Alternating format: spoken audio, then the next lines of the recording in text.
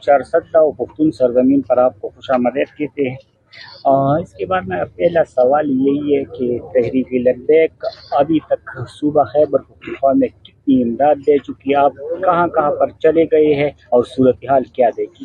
بسم اللہ الرحمن الرحیم، بہت شکریہ آپ کا۔ میں آج پہلا دن ہے کہ خیبر پختونخوا کے سیلاب زدہ علاقوں کا وزٹ کرنے کے لیے آیا ہوں اور جو تعداد ہے راشن دینے کی اس کا ایگزیکٹ فگر تو میرے علم میں نہیں ہے، وہ ڈاکٹر صاحب آپ کو بتائیں گے، لیکن یہاں پر انگنت یعنی کہ آپ کہہ سکتے ہیں کہ درجنوں ٹرک اس وقت راشن کے بقایا ضروریات زندگی کا جتنا بھی سامان ہے اس کے تمام یہاں خیبر پختونخوا میں بھیجے جا چکے ہیں۔ وہ اگرچہ ڈی آئی خان ہو یا سوات ہو، نیچے بحرین ہو، جتنے بھی علاقے ہیں وہاں پر بھیجا جا چکا ہے۔ چارسدہ اور نوشہرہ میں بھی جتنے بھی سیلاب سے متاثر لوگ تھے ان کی امداد کی جا چکی ہے۔ سر ہم دیکھ رہے ہیں کہ ڈاکٹر صاحب تو فیلڈ میں ہے، لیکن صوبائی حکومت بالکل یہاں ناکام ہے۔ اگر آپ ان کو بھی یہاں سے ایک پیغام دیں، کیونکہ یہ تو واحد آپ کا یا اور ریلیف اداروں کا کام نہیں ہے، حکومت کا بھی کچھ کام ہے۔ وہ یہاں آتے ڈسیشن کرتے اور پھر جاتے ہیں۔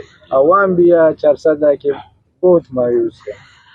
اس کے ساتھ میں ایڈ کرتا ہوں صوبہ خیبر پختونخوا کی بے حسی حکومت جو تو ہمارے سامنے ہے، پنجاب میں بھی یہی بے حسی ہے۔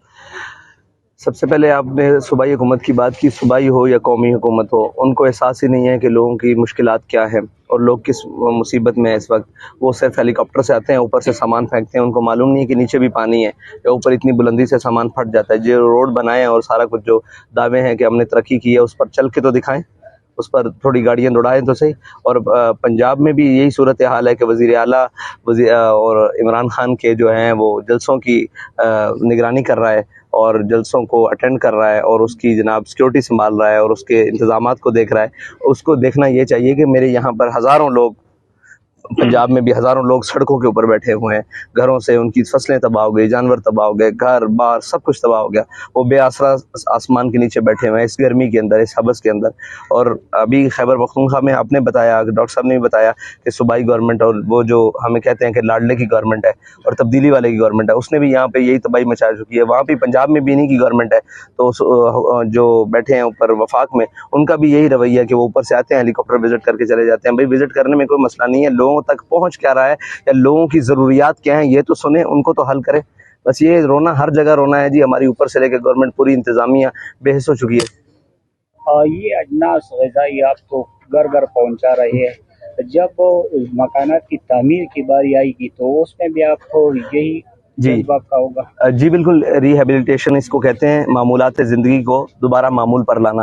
اس کے لیے تحریک لبیک نے یہ پروگرام بنایا کہ جو گرے ہوئے ہیں ابھی جہاں جن کی مرمت ہو سکتی ہے اس کا پہلا مرحلہ مرمت کا ہوگا، اور پھر جو بالکل صفحہ ہستی سے مٹ چکے ہیں ان کی تعمیر نو کے لیے انشاءاللہ ایک باقاعدہ ٹیم تشکیل دیں گے۔ ہمارے تحریک لبیک کے انجینئرز ہیں جنہوں نے ایک گھر نارمل آدمی کے رہنے کے لیے، اس کی قیمت بھی تقریباً کوئی 2.5 لاکھ کے قریب بتائی ہے، اس کو تیار کر رہے ہیں، اور انشاءاللہ وہ بھی جب بالکل آخری مراحل میں ہے، جب ہمارے انجینئرز پاس کریں گے انشاءاللہ پھر جن کے مکانات بالکل تباہ ہو چکے ہیں کوشش کریں گے کہ ان کے لیے مکانات بھی کریں۔ لیکن یہ کام ریاست کا ہے، انفرادی کسی بھی جماعت اور تنظیم اس کو مکمل پایا تکمیل تک نہیں دے سکتی۔ ہماری جہاں تک اپروچ ہے ہم وہاں تک کوشش کر رہے ہیں۔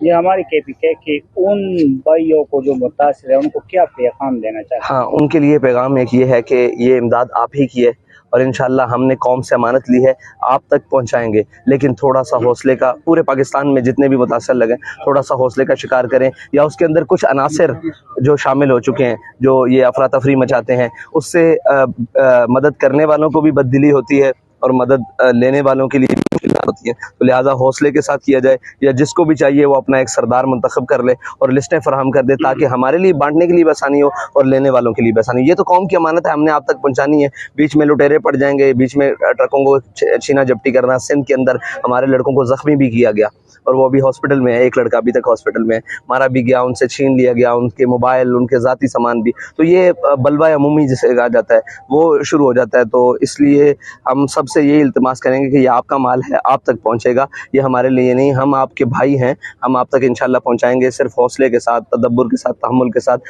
پر مشکل وقت ہے یہ، हुकूमत को क्या, जो सरकार है, रियासत है, उनको क्या पैगाम है? ये सबसे पहला रियासत का ही काम है, और रियासत की अगर मशीनरी इस्तेमाल होती तो लोगों का इतना नुकसान भी ना होता और लोग इस वक्त इतनी मुश्किल में भी ना होते, बल्कि बहुत सारे रिकवर हो चुके होते।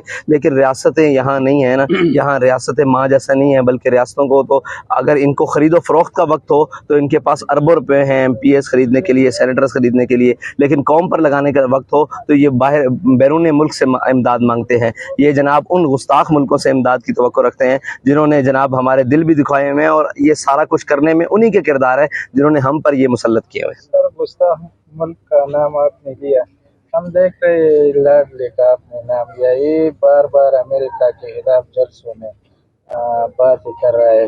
हालांकि अभी 1 महीने पहले KPK हुकूमत को भी सैद ने गाड़ियाँ भी दी, फंड भी मिल रहा है, ये क्या हो रहा है? देखिए, अगर उसको अमेरिका के खिलाफ जंग है तो भाई अमेरिका के खिलाफ जंग तो तब लड़ी जाएगी ना जब कौम तुम्हारे साथ होगी। अभी तो कौम मुसीबत में है, आफत में है, तुम कौम के साथ नहीं खड़े हो सकते। अमेरिका के खिलाफ जंग लड़ना तो बहुत एक काम है ना, जब सारा कुछ करना पड़ेगा और सारी जनाब कुर्बानियां देनी पड़ेंगी। ये वही हैं कि जो यहाँ नारा लगाते हैं स्टेज पर खड़े होकर कि हम अमेरिका के खिलाफ जंग लड़ रहे हैं, और रात को अमेरिकन एम्बेसियों के चक्कर लगाते हैं और अमेरिकी सफीरों से छुप कर दूसरे कमरों में बातें करते हैं, माफी मांगते हैं।